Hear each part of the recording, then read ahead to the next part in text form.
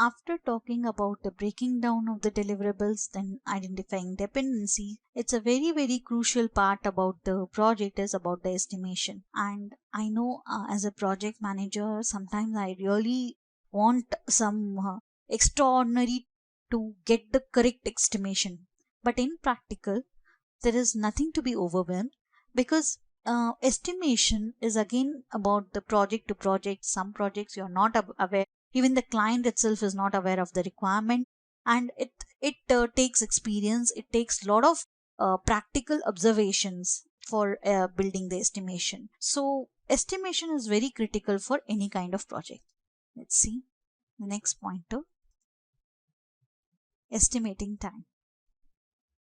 So it's not very as easy, but it's like we should not be overestimating or we should not be underestimating, because overestimating means we have ample of buffer time, then it's not worth it. And underestimating also, like then your team gets bogged down and you don't have a required time to finish the project.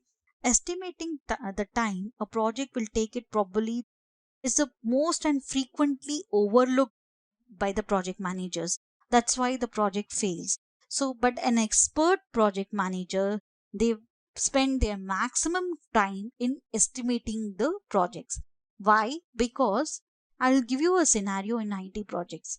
If you are in maintenance project and you're working on change request, then it's one of the estimating time is very important, because in some projects it's very easy because your team is aware of the project, they are maintaining the systems for years, so they know the knowledge, and they have since they know, they have extensive knowledge, functional knowledge about the project, and so they can do a very correct estimation and it will be approved by the client because they know them very well. And so you will have a mutual relationship and they will approve those estimation. But the estimation is very difficult when you are handling a from the scratch product, you're developing a whole big project new. For example, you're developing a ERP system application from the scratch, then estimation is very difficult. If you are just acquired or very new to the client, then it's very difficult, because in those cases what happens is like the functional knowledge is not there, then you will be either underestimating or overestimating. If you don't have an experienced person who is technically sound, then also the estimation goes for a toss. So in such cases it's very important when we talk about estimation. I will talk about project specific, right? So if you are handling a maintenance project, then what is the process you follow? I always give it to the senior people because they know the system better. But it is important that you get validated from the team member who's going to do the work. So in estimation, it's important because most of the project managers, either they will do the estimation or they will give it to some other team members or project leaders who are expert.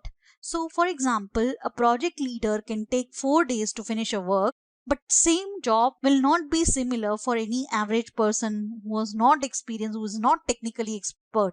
So you should find a middle path, right? So that's how it goes for the expert estimation in case.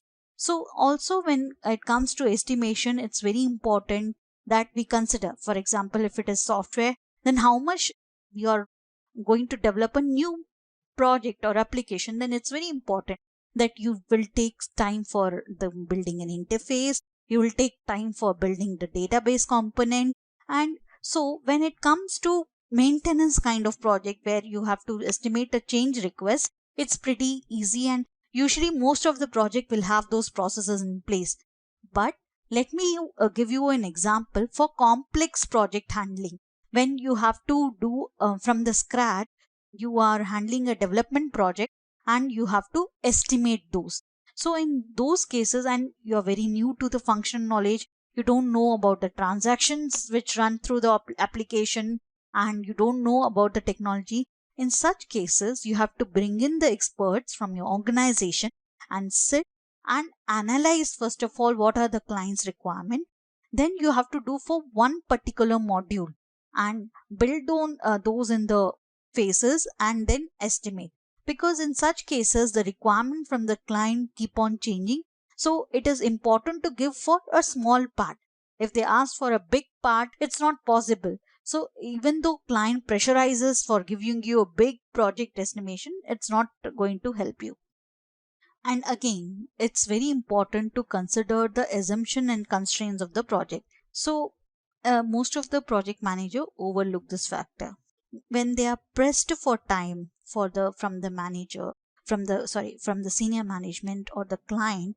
Many projects managers make the mistake of creating them estimate themselves by putting some random numbers, because I feel that it's not appropriate. Because if you put pressure from the customers, and because you need to give some ballpark figure to the customer, it is always, I have done that, trust me. I have given a situation where I have to deal with this client who I know for only 1 month. I was very new and they came up with a whole huge project requirement.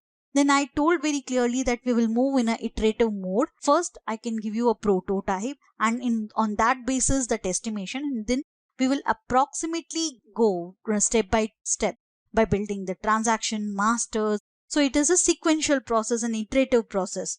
So it's the time frame, if it is given by the client, then definitely the estimation should be done by you with the internal team, because it is very specific for your project team.